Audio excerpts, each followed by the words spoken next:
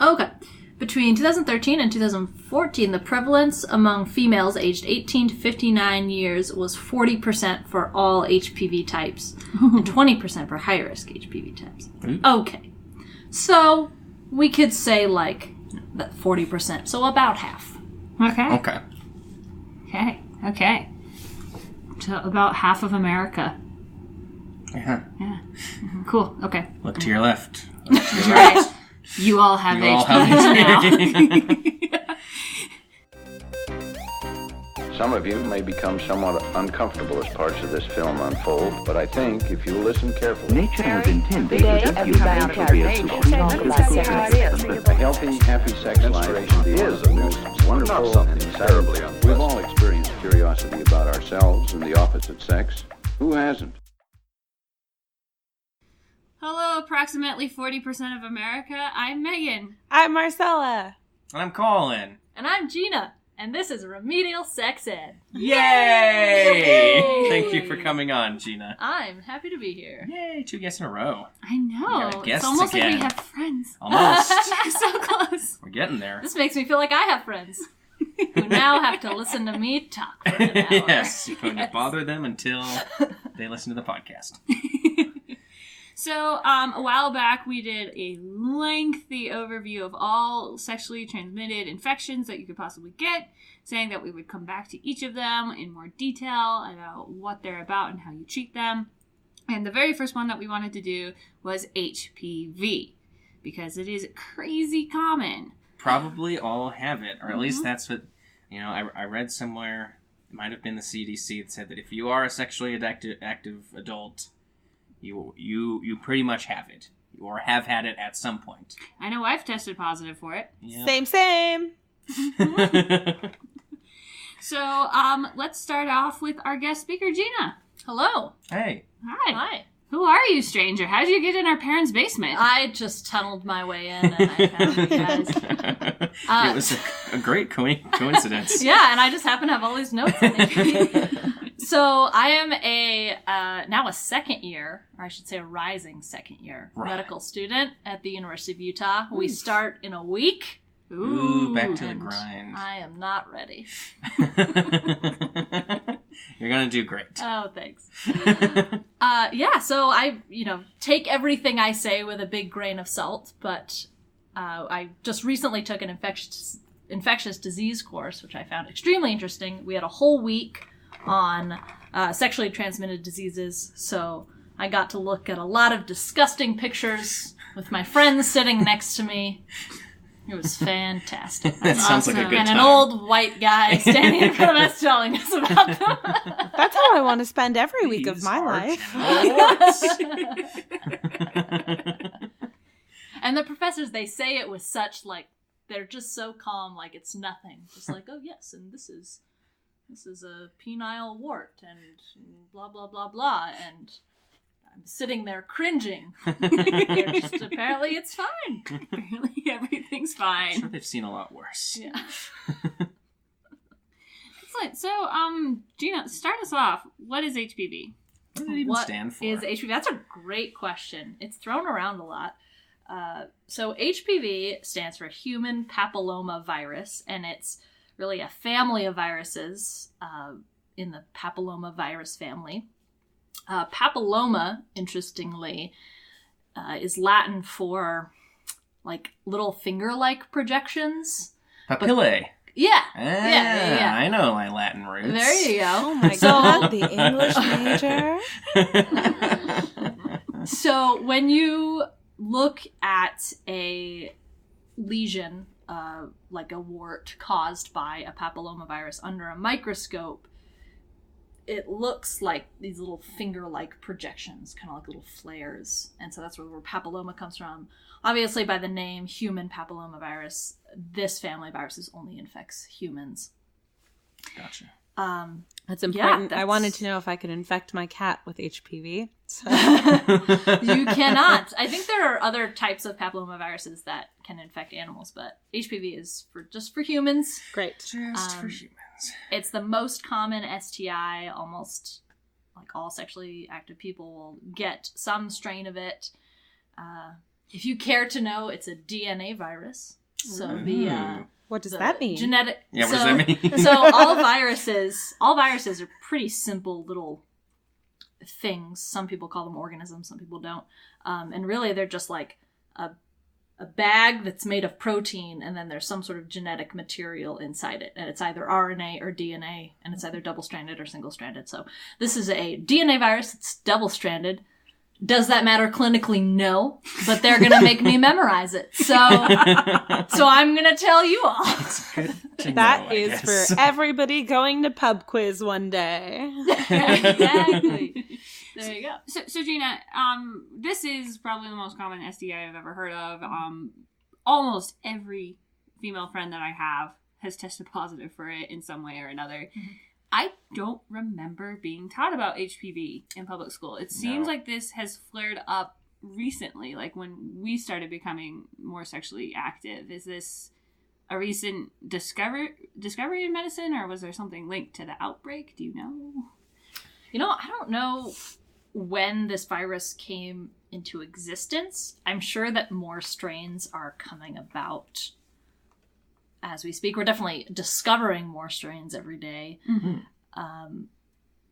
But I think what the big recent discussion about it is that finally the connection between HPV and cervical cancer, penile cancer, anal cancers, finally put it in the public's attention. Like, oh, this is something we should actually be worried about. Mm-hmm. Okay. I remember when I was a kid, the vaccine had just come out, and I think it was only recommended for girls. Mm-hmm. So I didn't look this up, so I'm not sure, but possibly they hadn't figured out the connection yet, that it caused other things besides cervical cancer. Gotcha. So maybe that's the reason people are talking about it more now, is because we're discovering what it's actually causing. Awesome. Okay, so how many strands are... I saw that you put strands, like when you asked me that question. Like I think so. I've never heard like strand virus. You would know there so is. much better than I. I admit to fault most of the time. But there are, the most recent figure I have, this is from Up to Date, which is like it's up to date. It's like Doctor's Wikipedia. Mm-hmm. So there are more than 200. And I was looking in my textbook, and that's now 4 years old, and it said, more than 150. So like I think they're just like discovering more strains all the time. So yeah, more than 200, most of which aren't going to cause you any problems at all. But there are the quote unquote high risk strains, also called the oncogenic strains. So those are the ones you want to worry about that could lead to cancer. Okay. And how prevalent are those, would you say, compared to the others, to the less harmful strains? Ooh, that's a really good question. Let's see.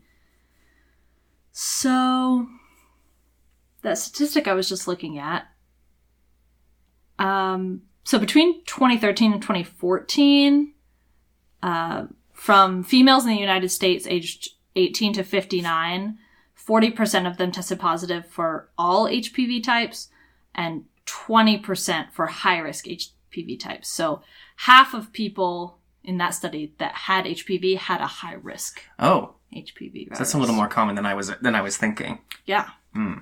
So it's important to get vaccinated. Yes. Because I've always been... Because the attitude I've always had toward HPV is that it's just like not a big deal. Like everybody has it. Most people aren't affected by it. And you just sort of... I don't know. I think that's why a lot of people never bothered to get the vaccine. Well, I know out of a lot of the women who I know who have tested positive, 2 have told me that they had to go in for removal of precancerous cells. Ooh, that's scary.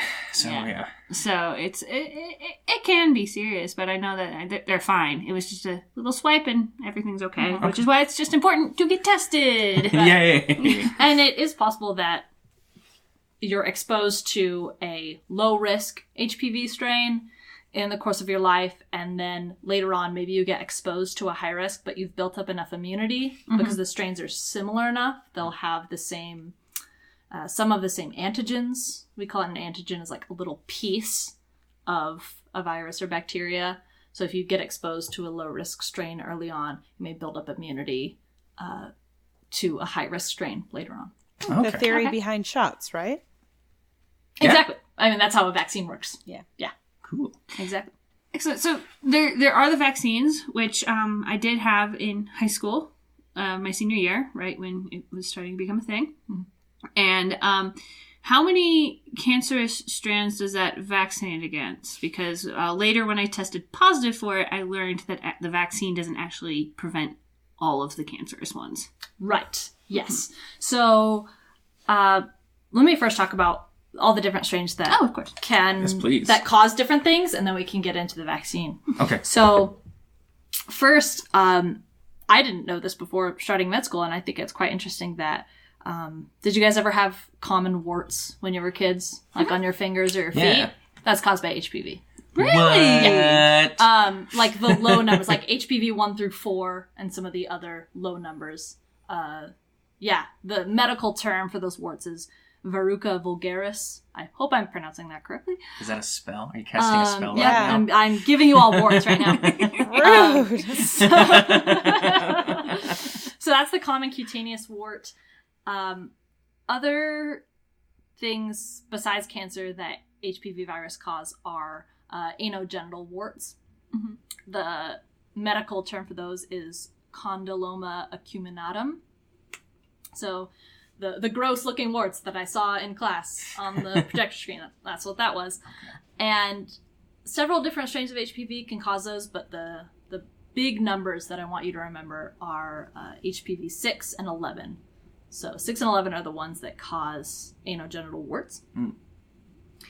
And those together cause 90% of all anogenital warts. Oh, okay. And there are about 15 high-risk or oncogenic strains that cause cancer. The numbers that you want to remember are HPV 16 and 18. Those together are responsible for 70% of anogenital cancers and are the most important factor in the development of cervical cancer. Okay. Mm. 16 and 18 cause approximately 70%, and other big numbers are 31, 33, 45, 52, 58. No one needs to know these, but those cause an additional 20%. So those are the strains that people developing vaccines are trying to target because they're causing the most of the cancers. So there are a couple different vaccines, and it depends on where you are. So there's a quadrivalent vaccine, which means it targets 4 strains, and that's the Gardasil vaccine, 6, 11, 16, and 18.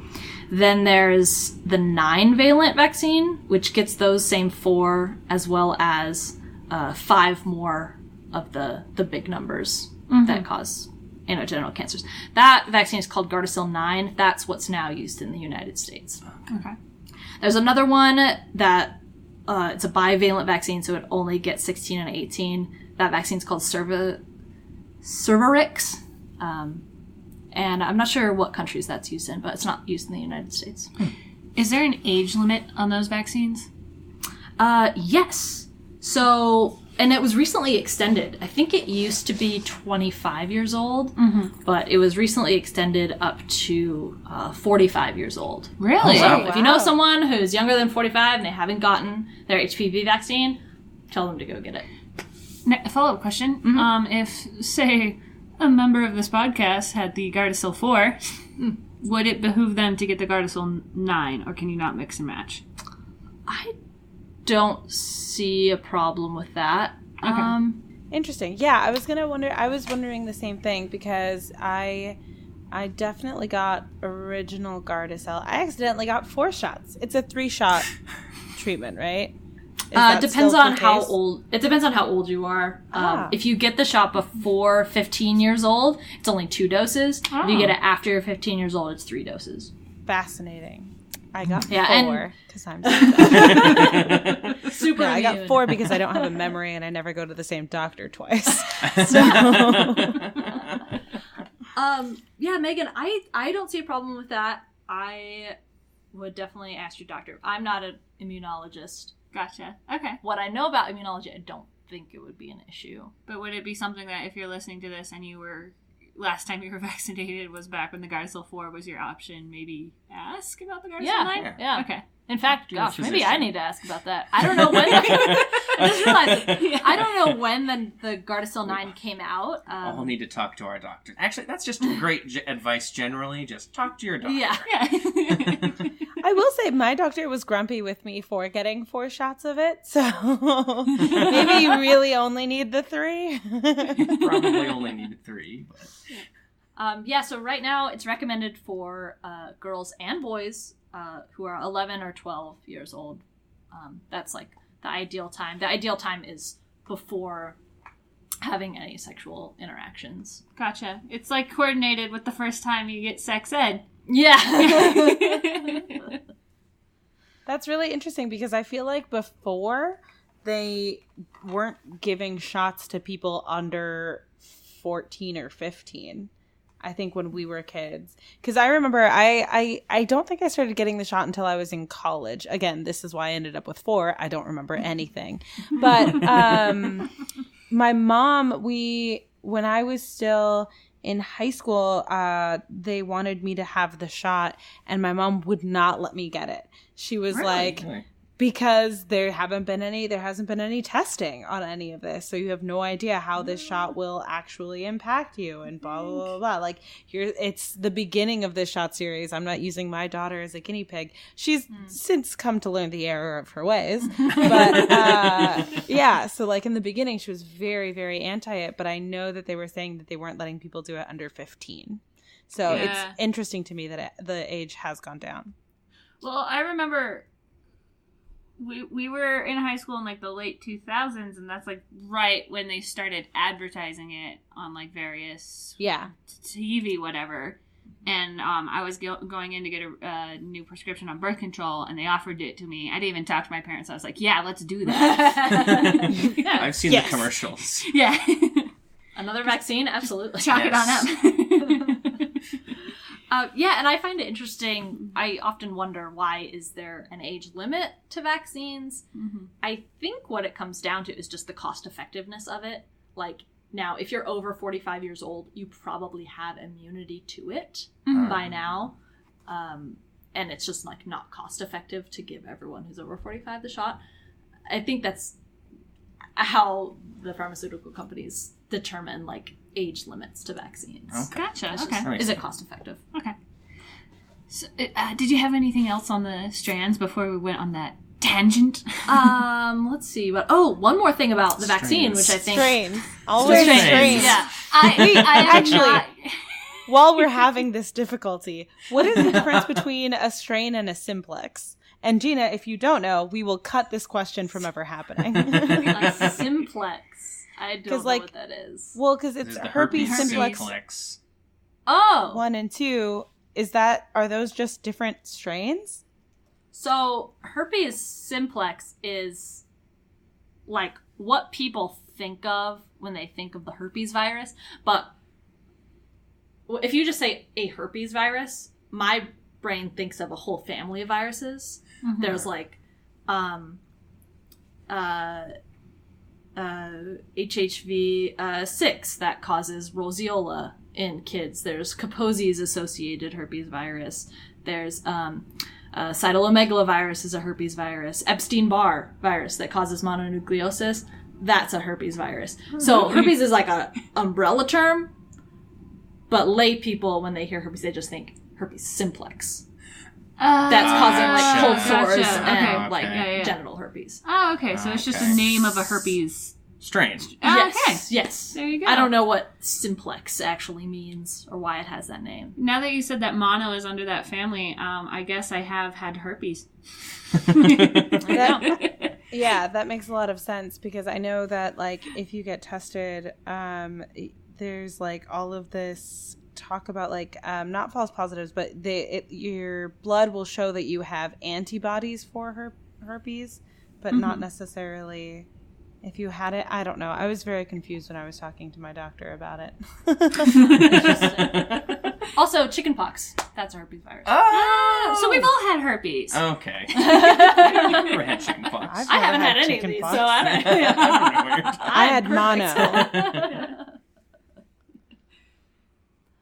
Yeah, let's see. So something else that I think people should know about the vaccine is that there's a recommendation for how many months it is in between like shot 1 and shot 2 and shot 3. I don't know what those months are, but if it is interrupted, it can be resumed without restarting the series. So if you know you've had one of the shots but didn't get the rest, you can just go back to your doctor and get the rest.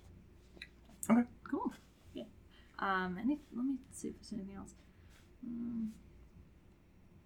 No, I think that's all about the different strains. Awesome. So can we talk about I want to talk about two things, and you can choose how to address them. Okay. I want to talk about the immunity that's built up in the antibodies and whatnot that we do to fight HPV, and then also why we can only vaccinate against some of them for cancer while others still can find a way to get through. Why are we only vaccinating against some? Yeah. And not like, why don't we throw all 200 strains in that vaccine and light it up? Yeah. Light it up. Light up that HPV. My assumption, and I think it's a pretty good assumption, is again cost effectiveness. Okay. That would be a pretty expensive vaccine to make if you were putting 200 different strains in there. Also, there is probably some overlap again with the antigens. Like HPV-16 might have some of the same antigens as, I don't know, HPV-25. I'm just making that up. But yeah, so there's going to be, I think, some cross immunity, just like there is when you get some low risk strains when you're younger, and you might be immune to the high risk strains if you're exposed to them later. Gotcha. Okay. Does that answer your second question? Yes. Okay. And then you want to talk about just the immune system? Like, how does it work? Yeah, how does the vaccine work? So you're saying that if you get exposed to some of the lower risk strains, you can be immune to the higher ones just because of how the body works with fighting illness? Yeah. So these viruses are all... I think of it like all of these HPV viruses are like dogs. And HPV-1 is like a Labradoodle, and HPV-16 is like a Husky. Like, they're just different breeds, right? Okay, yeah. But they're all dogs, right? All dogs, like, have, share a lot of the same DNA, right? Wet noses, waggly tails. Right, exactly. So your body may see that first virus and, like, totally take care of it. And remember, it has protein A on the outside of it. And then 20 years later, you get HPV-16, and your body, there's that protein A again. The breeds of those two viruses may be different, but they had some similarity. Okay. And that's what your immune system sees. It doesn't see the whole organism. It just sees the little piece of it. What does this remind me of? Yeah. Okay. Yeah. Okay. That's cool. Way to go, antibodies. Yeah. So is that why in some cases if you go and you get tested, the doctor might say, come back in a little bit and we'll see if you still have it? Because Marcella, this happened to you, right? Where you... Yeah. So when you go in and you get tested and you there are like HPV cells or something like that, then they'll be like, all right, we'll check again in a year. And it's only a problem if they're still there in a year, because so many of the different strains can be like we get rid of them ourselves, right?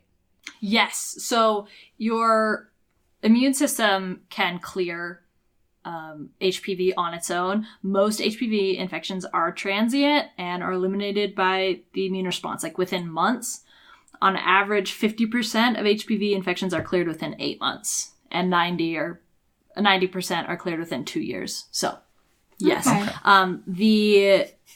Sorry, for some reason, I am now picturing HPV as like backpackers. Like, they'll be around for a little bit, but don't worry about it. They're gonna go back home. They're at their own gonna time. go. You're gonna go. Yeah. Once fish rolls out of town, they're gonna Yeah, leave. then it's like, it's over. They're fine.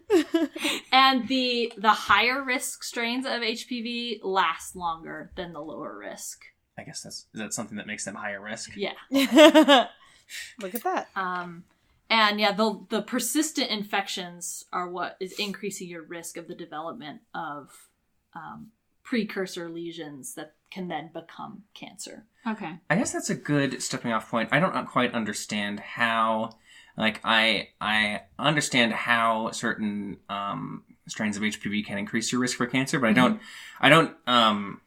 How do you get from HPV to cancer? Oh, I'm so glad you asked that. Right. Okay, I get to nerd out for a second. This is awesome. So, first, that requires me to talk a little bit about cancer, if you'll allow me to take a tangent just for a couple We minutes love to tangents. explain what is cancer and what does cancer require, and then we'll talk about how does HPV give that? Yeah. the cells what they need. Mm-hmm. So, in its simplest definition, cancer is just an abnormal growth of cells, like an out of control growth of cells. Normally, cells are very good at, being evenly spaced. And if a cell doesn't have a neighbor, then it will divide to fill that space. And if it feels a neighbor next to it, it won't divide because there's no space. Mm-hmm. But a cell that doesn't have that inhibition and just keeps replicating, that's cancer. Cells are also normally very good at killing themselves when it is their time to die. But cancer cells do How not noble. like to die. I know! Our cells are so For cool! the greater good. Exactly. No, cells are all about the greater good, but cancer cells are selfish. That is a great way of describing it. Yeah. God, cancer, that bastard. Yes. Yes. And every cancer is different. Even if, one person's cervical cancer is different than another person's cervical cancer. That's why cancer can never be cured. There's no one cure for cancer. Gotcha. Because, every type of cancer is different and every individual person's cancer is different. And hopefully I can kind of explain how that works. So, in order to become a selfish cancer cell, a regular cell needs to commit what I call several of the 7 deadly sins of cancer. So I equate, we call them the hallmarks of cancer. I equate them to the 7 deadly sins. So Okay. just bear with me. Listener, Good you are mnemonic not device seeing starting. the joyful smile. Yeah, listeners are not seeing how She pleased discusses Gina this. is. Well, I had a professor use this analogy once, and I couldn't find where her list was. And so I just wrote these down on my own. So we'll see if my classmates agree with me. Okay, so we're going to go through the 7 deadly sins and then talk about what are the hallmarks of cancer that fit that description. Mhm. So, also, I did not know some of these sins. Nice. You knew the hallmarks, but the sins are new news I know, to you. exactly. Okay, so for example, lust, which is like an intense longing. Gluttony, had no idea what that was. That is an overindulgence or overconsumption of anything. And then greed is a pursuit of material possessions. So those 3 7 deadly sins I equate to one of the hallmarks of cancer, which is quote unquote tumor promoting inflammation. So cancer cells love inflammation because inflammation brings in blood and nutrients and warmth and all the things it needs to grow. So cancer cells are very lustful, very gluttonous, and very greedy. They want like all that inflammation. Mm-hmm. Another 7 deadly sin is sloth. Did you guys know that was a 7? Mhm. I have no idea. We used to I spend a have- lot of time in Sunday with school. Well, the actually- Oh people. yeah. Okay. I never Like, went to church. 7 so deadly I don't sins are know. more a Catholic thing, but Oh, yeah, okay. I'm familiar. So I'm sloth dressed is up a as the 7 deadly sins. Oh. So like I'm real familiar. Of course you did. So sloth is a failure to do things that one should do. So cancer cells, okay, so regular cells have like a great balanced metabolism, like they use glucose to make energy and distribute energy where it needs to go very evenly. Cancer cells have a dysregulated cellular energetics. Cancer cells love glucose. They take in so much of it so that they can have tons of energy to make more lipids that go into the membrane so they can divide. Because in order to divide, you need a membrane to go around the cell. So the energetics are very different in cancer cells. That's actually how, if you guys have heard of a PET scan, that's how a PET scan works, is they give you this like tagged form of glucose. They inject that into you. Glucose is sugar, you know? They do like this tagged form of glucose and scan you and see where it is in your body. Of course, your brain lights up because your brain loves glucose, but any like cancer mass that you have will light up because it's like taking all that glucose. Anyway, so, and also cancer cells classically have an unstable genome. So again, they're failing to do things they should do. Cells like to keep their genome nice and packaged and organized and keep it the same every time. But a cancer cell will like take one chromosome and rip it apart and put this part over on that chromosome and this part over on that chromosome. Like, it's totally messed up. They'll like duplicate a bunch of genes or they'll delete genes. So it's just like haywire. Another 7 deadly sin is wrath, which is uncontrolled feeling of anger, rage, and hatred. So another hallmark of cancer cells is invasion and metastasis. So once cancer gets to a certain point, it'll start digging through tissues, therefore invading, and then metastasizing, meaning sticking to another part of the body that it didn't originate in. And then envy. I think we all know what envy is. I think cancer cells envy the rest of the body, and that the rest of the body has a great blood supply. So cancer cells induce what we call angiogenesis, which is creation of more blood vessels. So if you have a tumor, it'll classically have just like a giant blood supply because more blood vessels are being made all around it and in it, which makes surgical resection really difficult if you have a big tumor because you could risk bleeding out. So cancer has a lot of blood vessels. And then the last seventh deadly sin is pride, right? Like a dignity or a holiness. So again, cancer cells are really selfish. And they think they're like the hot shit. And so how they get themselves to not die and keep dividing is they sustain proliferative signaling, meaning like signaling that causes them to replicate. They suppress cell death. They make themselves immortal because usually cells like aren't immortal, but they can make themselves immortal. They evade growth suppressors. They evade the immune system. So that's how cancer cells are prideful. The reason I go on that long tangent is because in order for a cell to have the potential to become cancer, it has to commit one of those 7 deadly sins to get the ball rolling. Okay. Just committing one of those doesn't immediately make it a cancer cell, but it increases the probability. So, what HPV does is HPV makes cells very prideful. So that's the sin that they commit. And how that works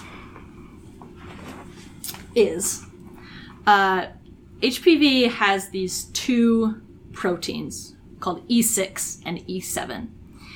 And they inhibit, actually like cause them to be destroyed by the cell.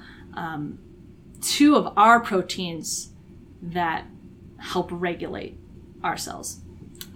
So let me back up here. Have you guys ever heard of the protein P53? No. It's called. Shockingly, I have no idea. No, but it's like the one protein that's like the most famous protein. Do they sell that on the shelf at GNC in a big tub? So P53 is called the guardian of the genome, and what it does is it puts the brakes on the cell, and it says, "Hey, we're damaged. We should repair ourselves before we replicate," or "Hey, we're too damaged. We should kill ourselves now." So it's like guards the genome. Like if the genome is broken, like we need to stop. So P53 is super important. There's another gene called the retinoblastoma gene. Shockingly, if it's disrupted, it causes retinoblastoma, which is a cancer of the retina. So that is the same thing. It does sort of the same job as P53. It kind of puts the brakes on the cells dividing. Those kinds of proteins are called tumor suppressors because they're suppressing too much growth. What those proteins that HPV encodes, E6 and E7, what they do is they destroy P53 and retinoblastoma. So we no longer have our guardian of the genome. And that is like pushing the ball down the hill, and then lots of other things can happen to mess up the genome. Because now, our genome might be broken, because mistakes happen, and damage occurs. But if we replicate while our genome is damaged, then that could cause more problems and more mutations. Okay. So those get the ball rolling, and so HPV doesn't become cancer; it just sort of sets up the alley-oop for a different cancer to slam dunk on your body. Yes. Okay. Scientists often call it like the 2-hit model, or they just call it hits. Like you need several hits to a genome in order to make a cell a cancer cell. And HPV provides that first hit, and it's a really powerful first hit. Okay. Gotcha. And it increases the probability that you can get cancer. So high-risk strains of HPV have really powerful E6 and E7 proteins that have a high affinity for our proteins. Whereas lower-risk strains, their E6 and E7 don't have as strong affinity for our proteins. Okay. Gotcha. That was my geeking really out. Good. Did that make sense? Good. Yeah, that makes sense. So that's how it causes cancer. Excellent. Clinically, is that relevant? Unless I'm an MD, PhD, no. But I think it's cool. It's interesting. It's really good cool. to know. Yeah, it's good to know how that works. Awesome. So, how does one get HPV? That's a great question. Because, some people say, you can get HPV without having sex. And so it's like really confusing what is actually needed to get HPV. So all of the HPV viruses are spread by skin-to-skin contact. That's how you get warts, right? Mm. Okay. I did not know There's a that's lot how of you touching get going on. HPV could be transmitted by skin-to-skin genital touching, right? Which not everyone may define as sex, which is okay. Everyone has different definitions of sex, and that's totally We awesome and talked about fine. that in our Yeah, previous we did episode. And that's absolutely great. But it also can lead to a miscommunication between patients and doctors, and which is why it's so important to be very clear with patients, and why you should just screen everybody, no matter what. Even if someone says they've never had sex, you never know why someone might not be revealing the truth or whatnot. Right. So it's really important to communicate. If they're a minor and their parents are in the room. And that's why it's important for pediatricians to send parents out of the room once the kid is old enough. But just know, if you're a patient, when you're talking to your doctor, if you've touched somebody's genitals with the tips of your pinky, we want to know about it. On this podcast, tweet at us.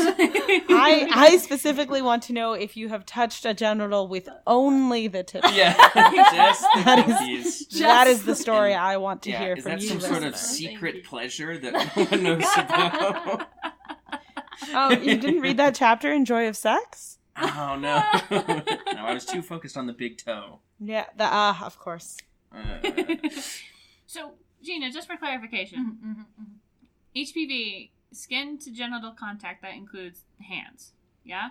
Yeah, I think so. If you were to touch someone's genitals that was infected with HPV with your hands, and then soon afterwards touch your own.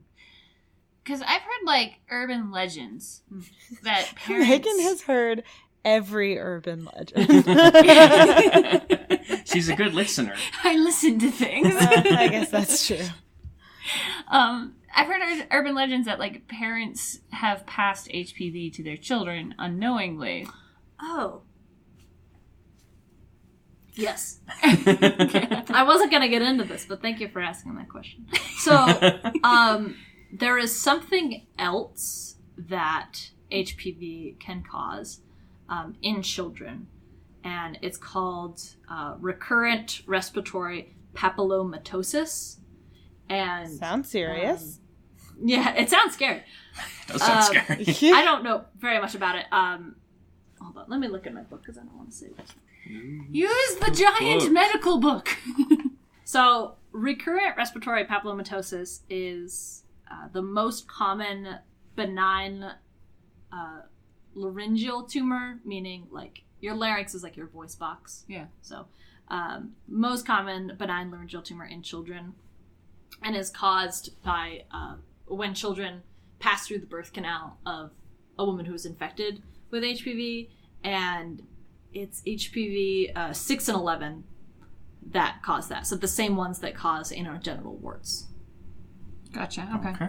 So if you have anogenital warts and you birth a child, you're risking infecting them. So it still has to be like through birth. Like it can't be like a parent is changing their child's diaper and like just by contact of like wiping or changing a diaper. That's not going to how it's passed.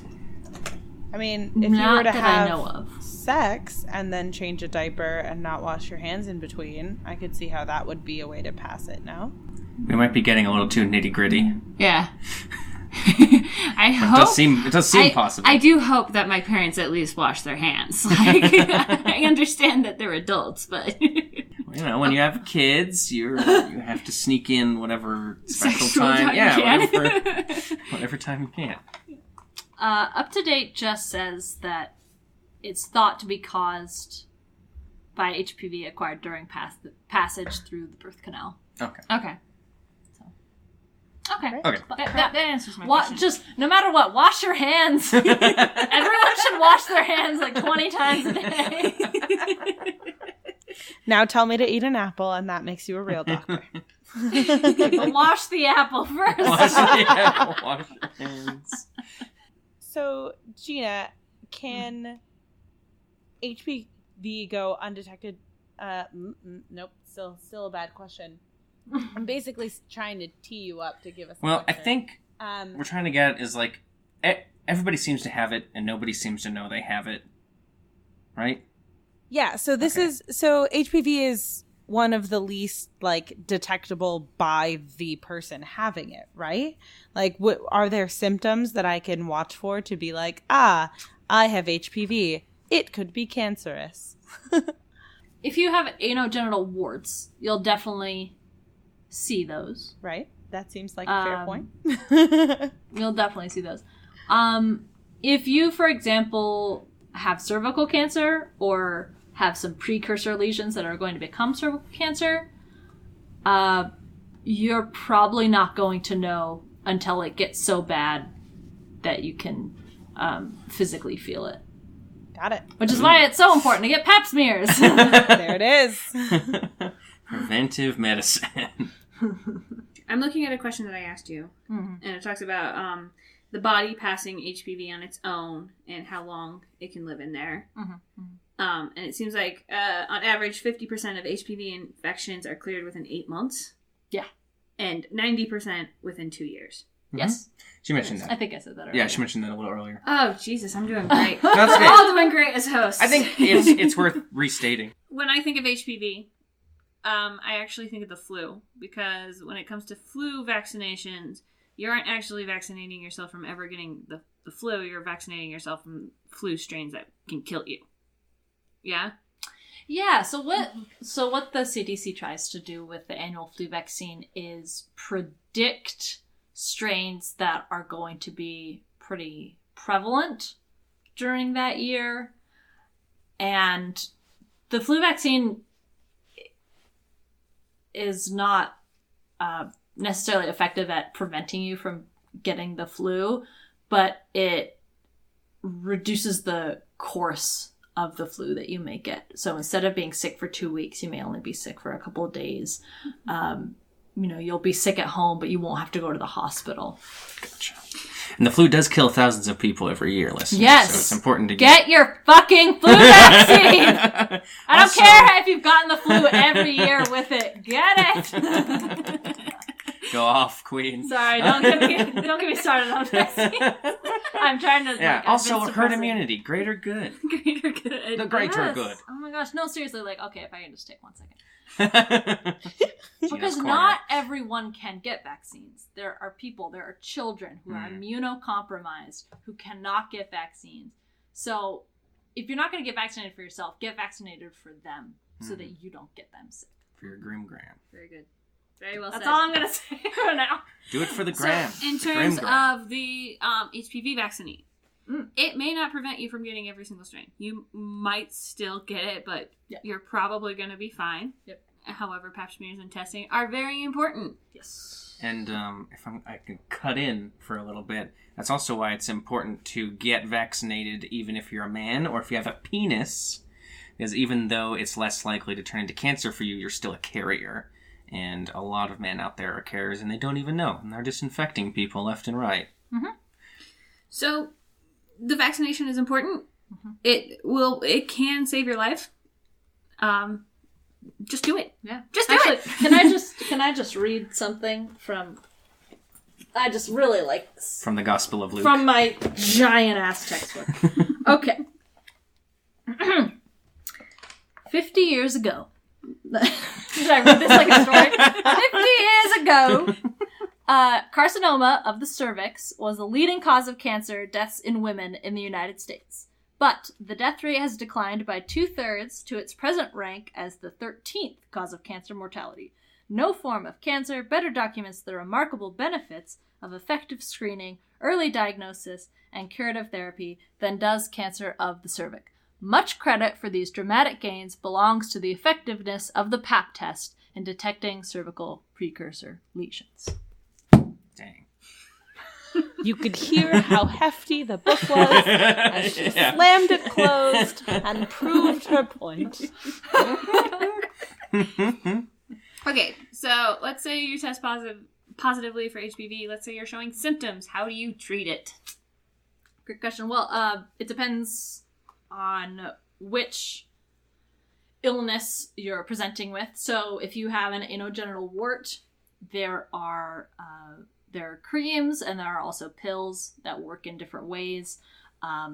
Some creams that doctors will prescribe you work by like blocking cell division so that the cells of the wart stop dividing and making a wart, or the creams just may destroy the tissue. There are medicines you can take that boost your own immune system so that your own immune system just clears it. If you have cancer, it really just depends on how early it was caught, how aggressive it is, and patient preference. So that could be anywhere from radiation and or hysterectomy and or chemotherapy and or immunotherapy. Gotcha. So it really just depends. Again, every cancer is different, so every treatment is different. I've heard that you can get HPV even if you wear condoms. Obviously, we want all of our listeners to continue wearing condoms to keep themselves safe. Mm-hmm. Does it at least reduce the chance of spreading HPV if you use condoms? I would assume so, but I didn't read anywhere in my research about being able to get it if you wear a condom or how effective condoms are. So is that just, again, urban nonsense? It could be. Okay. It seems like that would be, because again, that would just, there's genital to genital contact outside of just the what's covered by a condom. I feel like Grace covered this a little bit when we had our light talk with her about all of these things. I could be wrong. Or again, it might just come down to how people define sex. Like usually if they're saying you can get it even if you wear a condom, it's assuming that you're wearing a condom for any form of genital contact, but maybe you were using some hands or some mouths that you didn't include in that condom contact. Which again comes back to how we define sex. Yes. I'm currently grossing myself out by staring at so many pictures of genital warts. That's what I've been Googling. Every time we do some form of STD, we find ourselves in the genital wart I need to know what it looks like. Here we go. So, in a study of 82 females who reported no prior sexual encounters, consistent condom use was associated with a 70% lower risk of incident HPV infection. Woo! No reason not to use a condom. Yeah. Or a condom is the correct pronunciation. The condom. The condom! Gina, is there anything else that you'd like to touch on that you think we totally missed? I just want to get the word out there that people with uteruses, please get your pap smears. You should get them starting at age 21. If you are older than that and you haven't gotten one yet, it's all right. Just going to get one. I didn't get one until I was 24, and I started med school, and my classmate yelled at me because I hadn't had one yet. Sometimes that's what it takes. So I went and got one. The recommendation is you start getting that at age 21, no matter what your rate of sexual activity is. Just when you're 21. And every 3 years, if you have a fine immune system and your results are normal. After you're 30 years old, it can be less frequent, and there are other options, like you could do the pap smear and or HPV testing. And it generally ends when you're 65 years old. Gotcha. Okay. So get your pap smears. Smear it up. Smear it up. And again, whenever we talk about STDs, we just want to enforce to every single one of our listeners, condoms are great. They work. They're fantastic. Always use them with the proper amount of lubrication. If you do think that you have come in contact with an STI, go ahead and get yourself tested. It's super easy. Anyway. Get tested anyway. There are lots of places you can do it for free. Mm-hmm. You should be doing it annually if you are sexually active. And if you test positively, it's okay. Take a deep breath. All STIs are treatable. And a percentage of them are curable. Mm-hmm.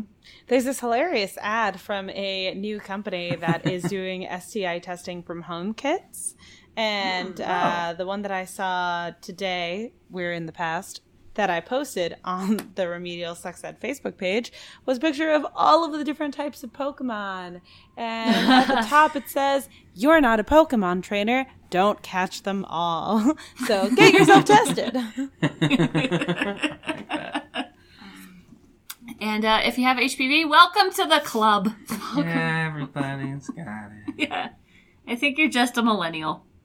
Yeah. Or a human. Condoms, gloves, dental dams. So many things Yeah. you can put over your bits. Yes. And for anyone who is in the Salt Lake City Valley and you're uninsured or underinsured and you want to get free STI testing, or you're interested in, I know we're talking about HPV, but if you're interested in PrEP, which is pre-exposure prophylaxis for HIV, if you feel like you might be at risk of acquiring HIV, you can go to the HIV PrEP clinic from the University of Utah. You can just Google that, University of Utah Health PrEP Clinic, and schedule an appointment, and we provide free PrEP medication, which is normally like thousands of dollars a month. Wow. And free STI testing. That is so great. I mean, I'm daily, not daily, but whenever I'm reminded that PrEP exists, I just think like, wow, I can't believe that we have this when AIDS used to be, when just getting HIV was just like almost a death sentence, and now we have. Yeah. Honestly, like, I mean, you guys will probably do a full episode on HIV, but if I was given a choice between, okay, you either have to be HIV positive or a type 1 diabetic, I would choose HIV positive. Just because it's so treatable these days. Yeah. Wow. And it's so much easier to deal with than type 1 diabetes. Wow. That is a total. That is a hot take. Huge shift. We are doing an HIV episode. Oh, yeah. I'm not making any promises as to when it's coming out, but I have been doing the research for it. And oh my gosh, every time I do research for it, I have to take like a happy break afterwards because it's all the documentaries from the 80s, and oh my god, it's just it's heartbreaking. If you like HIV documentaries, I highly recommend Quiet Heroes. Yeah. It's about the female physician in Utah who, at the time of the AIDS crisis, was the only physician, I think in Utah, or at least the Salt Lake Valley, who would treat AIDS patients. Oh my god. Also, she's a lesbian and she's wonderful.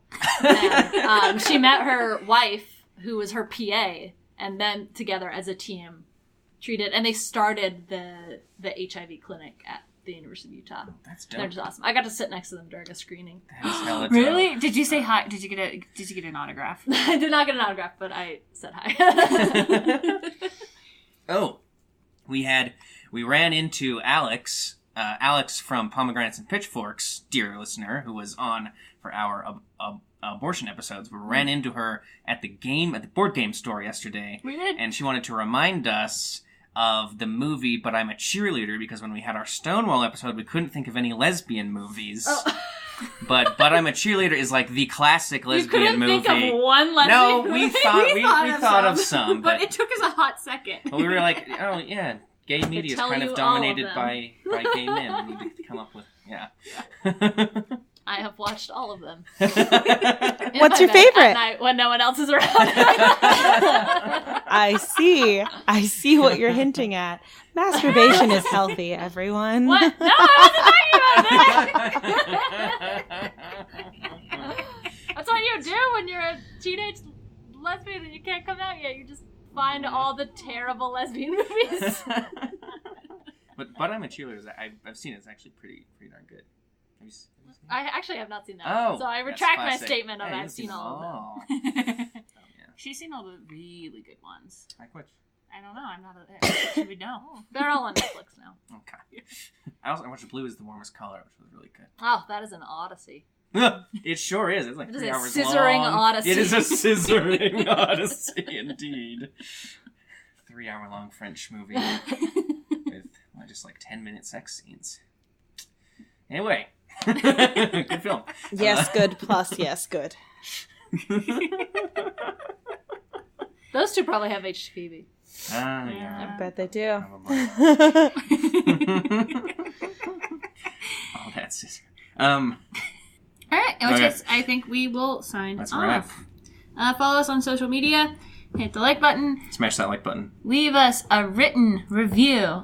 on Apple And Podcasts. Colin will write you a I will poem send a poem to your house. of your choosing. Or location of your choosing, I suppose. And Yeah, I'll send it actually- to the Pizza Hut near your house. That's right. You could write us a review and be like, send this other person the poem. Yeah. Yeah. I can write a threatening poem if you like. Marcella's really on board with this business plan. This Maybe is we'll going come on with a so many better different review writing journeys. incentive. I don't know how to feel.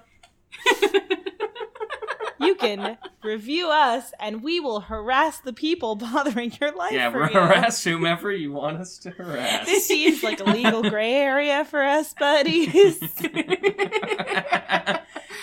you want to make an omelet, you gotta break a couple restraining orders. Jeez. Nope. No. I don't know. That's making the final cut. Nope. Gina's uncomfortable. Okay, sorry, Gina. What's going on? This got very dark. Thank you for joining us. I'm Megan. I'm Marcella. I'm Colin. And I'm Gina. Bye. The Bye. concepts will contribute to the rearing of a mature person. An absence of Oh, yeah, you don't have to be thinking about sex. that it continues